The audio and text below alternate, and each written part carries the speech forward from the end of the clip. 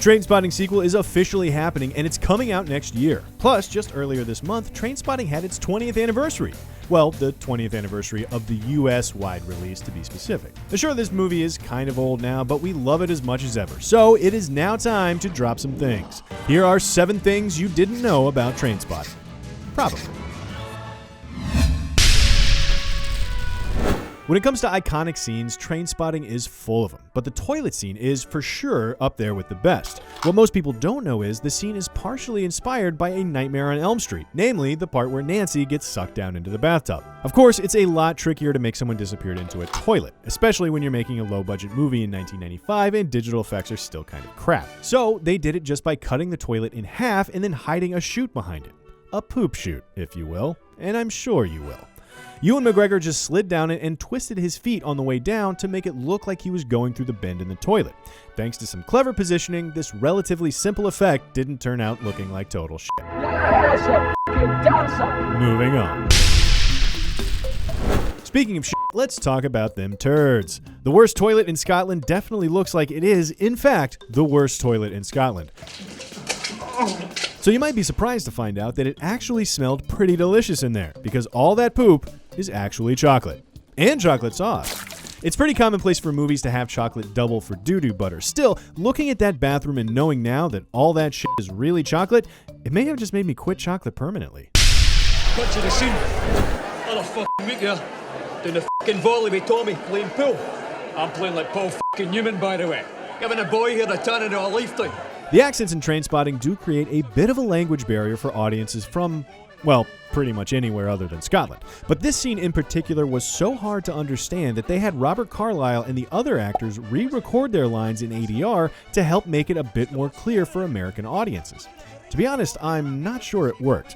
Even after watching this movie countless times, I'm still not exactly sure what the hell Begbie is saying when he's telling this story in the pub. Just don't tell him I said that, because he'd probably stab me, and then kick me in the balls. And a word, pleasure. It's like my pleasure and other people's leisure. It must have been a bit confusing to have 2 guys named Ewan on set, even if they do spell it differently.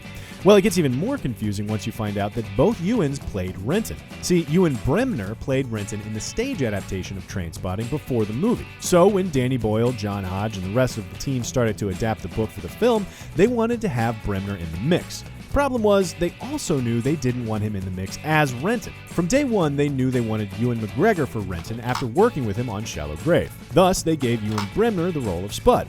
Are you serious? If I were him, I probably would have been kind of butthurt about the whole thing. Then again, Bremner is so perfect as Spud, it's hard to imagine the character any other way. He's moved on, and so should we. What are you two talking about? Football!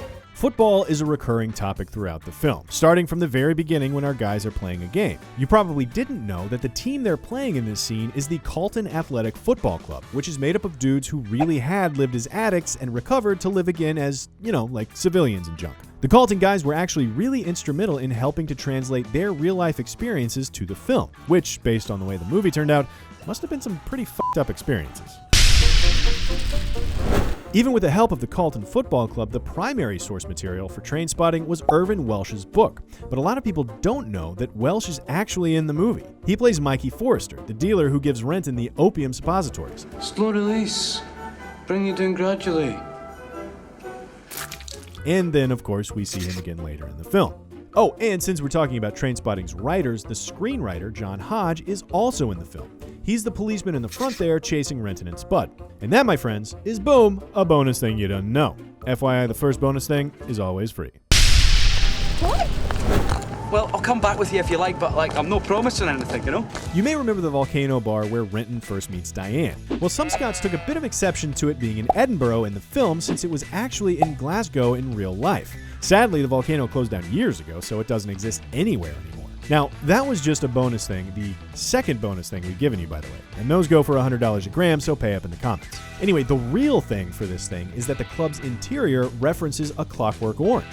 See all that writing on the walls? Those are straight up lifted from the milk bar in A Clockwork Orange. Oh, and the song that's being played in this scene?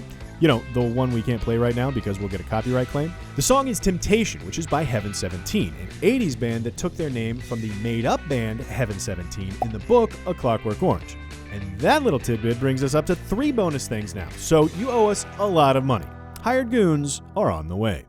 That was 7 of the purest, high-quality raw things you can get, plus bonus things. Let us know in the comments if you're excited for T2, Trainspotting 2, not Judgment Day, or if you think there's no way it'll ever be able to match the original. And on your way out, you might as well subscribe for more truish things about movies and sometimes delicious poop right here on Things You Didn't Know. Oh, you're feeling better now, though, eh? Oh, aye, for all the good they've done me, I might as well have stuck them up my arse.